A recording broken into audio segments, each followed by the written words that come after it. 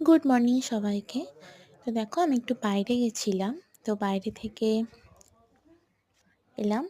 আসার পরে দেখছি রুমটার এরকম বাজে অবস্থা।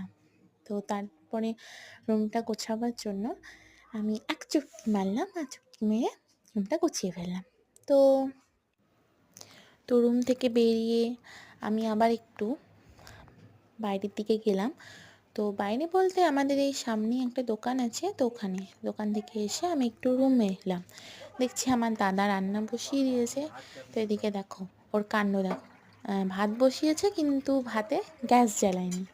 তারপরে দেখছিলাম যে ফুলকপিটা রান্না করেছে, ফুলকপি।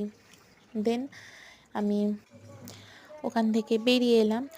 ও বেরিয়ে এসে আমি একটু রুম এলাম। রুম এসে আমি আমার বইয়ের তাকে গেলাম। আমি ওখান থেকে বই নিচ্ছিলাম, কারণ আমার সেমিস্টার সামনে, তো বই নিয়ে পড়তে বসলাম। তো তোমাদের যদি ভিডিওটা ভালো লাগে তো একটা লাইক করো এবং চ্যানেলটাকে সাবস্ক্রাইব করো। বাই।